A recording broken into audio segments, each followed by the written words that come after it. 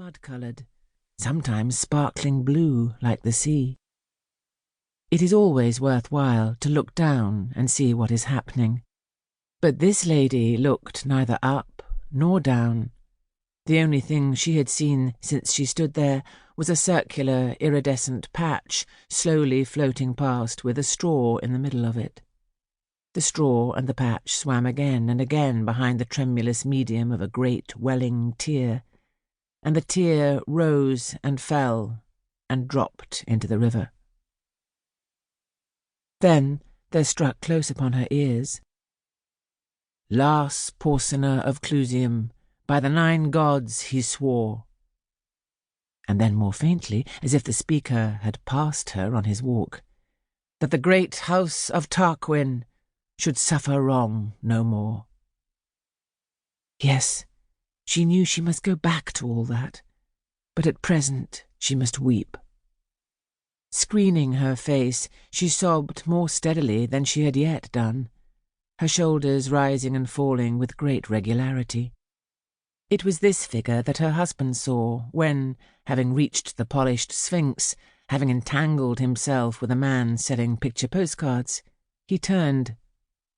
The stanza instantly stopped. He came up to her, laid his hand on her shoulder, and said, "Dearest." His voice was supplicating, but she shut her face away from him as much as to say, "You can't possibly understand." As he did not leave her, however, she had to wipe her eyes, and to raise them to the level of the factory chimneys on the other bank. She saw also the arches of Waterloo Bridge, and the carts moving across them like the line of animals in a shooting gallery. They were seen blankly, but to see anything was, of course, to end her weeping and begin to walk. "I would rather walk," she said, her husband having hailed a cab already occupied by 2 city men. The fixity of her mood was broken by the action of walking. The shooting motor-cars, more like spiders in the moon than terrestrial objects, the thundering drays, the jingling hansoms, and little black broughams made her think of the world she lived in. Somewhere up there, above the pinnacles where the smoke rose in a pointed hill, her children were now asking for her, and getting a soothing reply. As for the mass of streets, squares, and public buildings which parted them, she only felt at this moment how little London had done to make her love it, although 30 of her 40 years had been spent in a street. She knew how to read the people who were passing her. There were the rich who were running to and from each other's houses at this hour. There were the bigoted workers driving in a straight line to their offices. There were the poor who were unhappy and rightly malignant.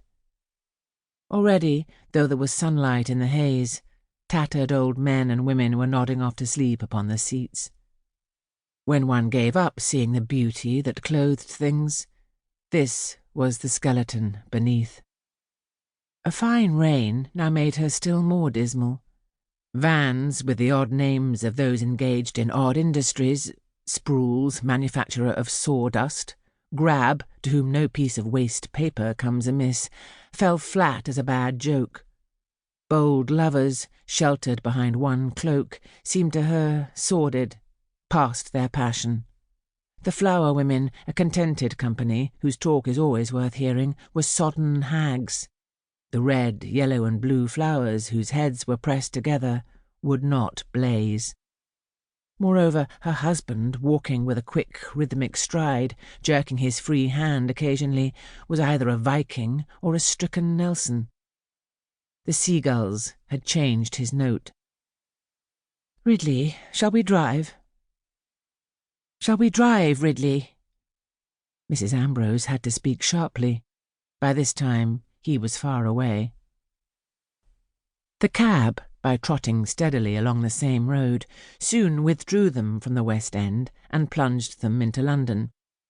It appeared that this was a great manufacturing place where the people were engaged in making things, as though the West End, with its electric lamps, its vast plate-glass windows all shining yellow, its carefully finished